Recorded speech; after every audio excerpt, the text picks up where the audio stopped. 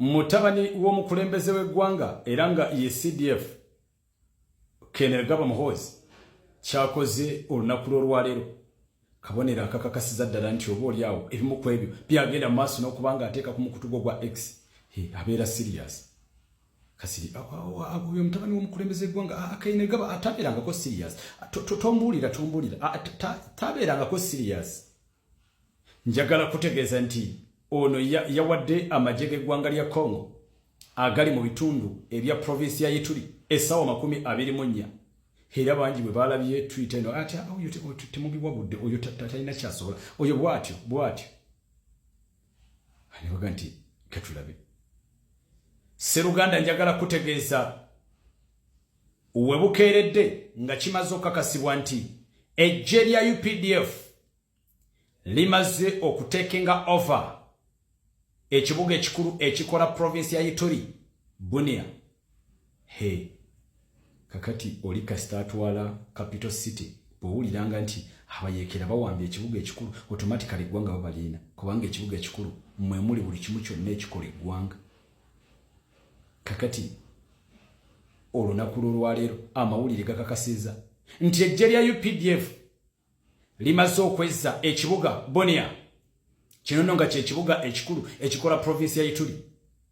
jjukira nti Kainerugaba okuba nti akola ekikolwa kino kyaddiridde oluvannyuma lw'okuba nti eriyo abahima bannayuganda abakonjo n'abantu ab'enjawulo abali mu bitundu bino abali mu provinsi eno nga kumpi be basingamu kakati kigambibwa nti bano batulugunyizibwa era battibwa basosolebwa abeeyita bannansi b'eggwanga lya Congo baga nti muli bagwira mutuviire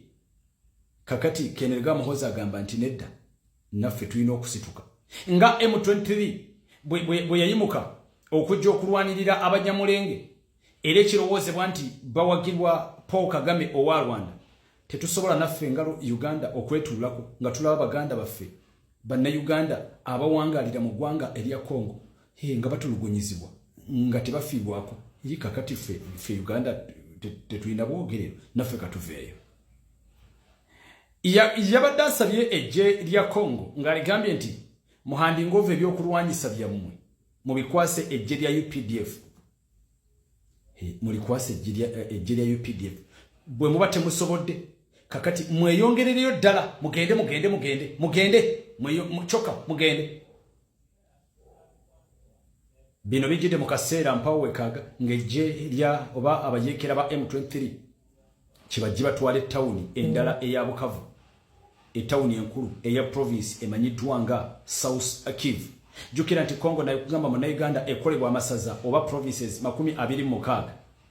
kakati abayeekera ba M23 bakatwalako provinces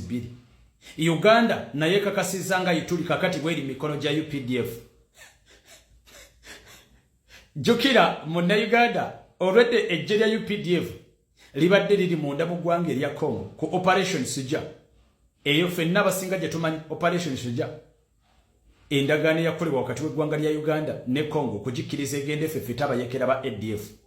kakati oli ejja nakuuza nti kasiri twaga kutegeera tukyaliko Operation Suja oba eno kakati lutalo lulala ebyo jja birekera ffe nakugamba nti gwe bonookera ku mukutu ogwa Next Edition TV ojja kwongera okutegeera fune information erimu okunoonyereza okw'ekika ekyewaggulu igwe ojja kuyitayo kona by'obitegeere ku Next Edition TV kakati waliwo ekirowoozebwa nti kano nno kwegamba kandi bakalipo akasibiddwa aba M23 jjukira nti njagala kutegeeza gwe munnayuganda aba M23 okuva lwe bafuna Colonel Nanga ebirowoozo byabwe by'okusigala mu province eya Kivu bibadde kwegamba byakyuka nga kakati bategetinze kimu kyakukwata bukulembeze era nga bagamba tugenda kutambula mpolampola nga tusettuka okulabika nga tuyingira ekibuga ekikulu Kinshasa naye emu ku lutu kwegamba kukapanya akangungu kwekuba nti bayitira mu province eya Ituri era ebigendererwa byabwe byali nti bwe tuva mu North Kivu wano mu kilometers 1500 okuyingira Kinshasa bwe tutwala South Kivu tuba tusigazza kilometers 1000 n'obugwagwamu awo kakati okuva abayekera sofa gye bali okwolekera Ituli njagala kutegeeza nti ziri kilometers 1000 kyokka ezo kilometers 1000 eziriwo okutuuka mu Ituli eno UPDF gye yeddiza yadde kiwulikika ng'ekiwanvu naye shortcut eri okumpi ate nga Ituli at least yo kwegamba eri somehow amakubo gayo Uganda ebadde eterezezaayo ku lw'okuwanguyiza kwegamba operation zaayo zeyina mu ggwanga erya Congo.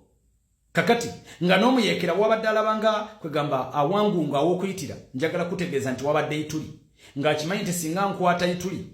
kwegamba kijja kunyanguyira bw'atuuka mu Ituli abasigazaayo kilometers nga 4 okuyingira ekibuga Kinshasa. Kakati UPDF bwemala okukera ku makya nejjeza kwegamba ebanga warning okulaga nti mugende mutabalire mugende eri mweyongere eri mu Zambia eyo muyitireyo naye wano temujja kwetololera muwaleke wano UPDF ye walina muwaleke temututambala tetujja kubatambala obuzibu buli mu kuwagala te kututambala. Ekibuuzo ne kijja nti kati kifevalinze eki kisevinga government ya Felix Tshisekedi Uganda eyina byayo byeyisaawo oba singa ddala ensonga ebekutte wansi ne waggulu of course Congo eba tekyalina kyakusalawo kirala eba yakusazaawo okusazamu gye twandise operation Suja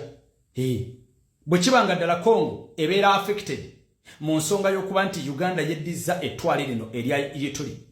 already ngeri y'okugoba UPDF olwo Uganda ebejja kugamba tusazizaamu operation eyo endagaano yaffe tugisazizaamu olwo Uganda eba yakufuluma mu kufuluma kwayo kyesimanyi oba wano eba egenda kusigalawo oba eba tegenda kusigalawo oba eba egenda kukozesa lyanyi. Uganda jukire badde ku safe side olw'okuba nti eggye lyayo already liri mu ggwanga lya Congo mu mateeka era mu ndagaano eyakolebwa wakati wa government n'eggwanga lya Congo era kyova olaba ekitongole ky'amawanga amagatte njagala kutegeeza Sseruganda kibadde kyo kira nti ffe tetubalinaako buzibu. Uganda babadde nnyo ku Congo n'amawanga ku Rwanda n'amawanga amalala South Africa. Uganda yebadde at least eri somehow. Kakati olwaleero mutabani w'omukulembeze w'eggwanga kyakoze tetumanyi kirekawa enkolagana yaayo n'eggwanga mu Uganda kwegamba erya Rwanda rather erya Congo. Ensonga endala nti omuyekera abakulekebwa addemu akwate province ya Ituri jukira nti ezimu ku nsalo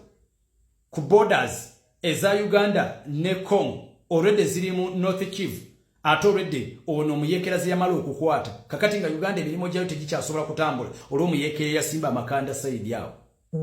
Awalala province enyangu era mu Uganda wabadde asinzira okubaako byaddukanya ku speed njagala kutegeeza bagita Ituri. Kakati Ituri ate olwaleero omuyekera gy'abadde ayagala naye okuzzaako okuwamba singa amala okugikwata mu ngalo ttaano kaba kabonero akekunala nti Uganda bagimaze amaanyi naddala mu ggwanga erya Congo. Uganda kyetalinze era kyetagumiikiriza. Ituri province oba Ituri province gye twogerako mu Uganda njagala kutegeeza eno ekolebwa population number y'abantu obukadde 4,392,200 Uganda gyemaze okuteeka mu ngalo zaayo ttaano era embuutu kwegamba zirabiddwako essanyu tetumanyi kigenda mu maaso mu ggwanga lya Congo ne mu Uganda njagala kutegeeza nti olutalo lwongedde okukyukamu. Abayekera bali bayingira Bukavu walaba nga abantu babakubira enduulu aba M23 nga babaaniriza era nga bayimenya mu jjenje kkalu. UPDF bwe yabadde eyingira ekibuga Bunia nakulabidde enduulu n'okwazira n'okwabantu nga balinga abalabye kwegamba ku mutonzi